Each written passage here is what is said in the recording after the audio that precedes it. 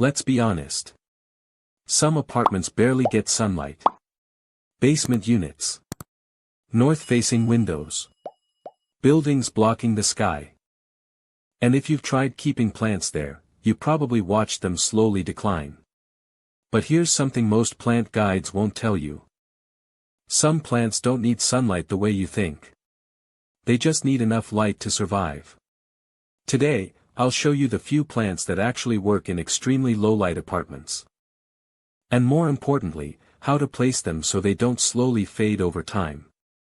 Because in dark apartments, survival depends more on strategy than plant choice. Part 1: The truth about no sunlight. Important clarification. Almost no plant survives true darkness. Plants still require ambient daylight, reflected light, or sky exposure. But many apartments have what we call very low indirect light environments. This includes hallway-facing windows, shaded buildings, deep studio layouts, and winter-heavy climates. So instead of searching for no-light plants, we look for plants adapted to forest floor conditions. These plants evolved under tree canopies. Meaning, low light is normal for them. Part 2: The 5 plants that survive dark apartments. Number 1, ZZ plant, the champion of dark rooms. If there's one plant built for dark apartments, it's this one. Why it works: extremely efficient energy use, stores water underground, and tolerates long periods of low light. Interesting fact, ZZ plants evolved in drought-prone forests in East Africa.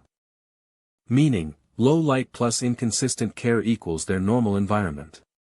Placement tip: 4 to 8 feet from a window works perfectly for them. Number 2, snake plant, the apartment survivor. Snake plants slow down in low light, but they rarely collapse. Their strategy is minimal energy consumption. They simply pause growth and focus on survival. That's why they're perfect for dark bedrooms, entryways, and hallway corners where nothing else grows. Number 3, cast iron plant, built for shade. This plant is almost legendary in the plant world. It was used historically in Victorian homes with very little natural light. And those houses were darker than most apartments today. Advantages: extremely shade tolerant, stable growth pattern, and rarely stressed by low light. Trade-off: slow growth, but long lifespan. Number 4, Chinese evergreen, or aglaonema. This plant is interesting because it evolved under dense forest canopies. It's naturally adapted to filtered light conditions. What makes it great for apartments: handles inconsistent lighting, visually attractive foliage, and works well in medium to low light spaces. Best placement: near window walls, not deep corners. Number 5, pothose, the flexible survivor. Pothose adapts better than most people realize. In bright light, you get fast growth. In low light, slow but stable growth. But there's a key trick: trailing plants can move toward light. So they self-adjust slightly over time. Best for shelves, wall styling, or hanging planters near windows. Part 3, plants that fail in dark apartments. This is where most people waste money. Avoid these if your apartment is very dark: fiddle leaf fig, bird of paradise, and succulents. Also avoid cactus and rubber plants in deep shade areas. These plants require high-energy environments. Without light, they slowly starve and die. Part 4, the placement strategy most people Mississippi. In dark apartments, placement matters more than plant type. Use this golden rule: every plant must see the sky. Meaning, it should have some visual exposure to a window direction. Even if it is indirect. Best placement zones are window-adjacent walls or corners that receive reflected light. Worst placement zones are interior hallways, windowless bathrooms, and completely hidden spots behind large furniture. Part 5, light gradient method. Think of your apartment like a light map. Zone 1 is near the window. Zone 2 is mid-room. Zone 3 is the deep interior. In dark apartments, keep plants mostly in Zone 1 and Zone 2.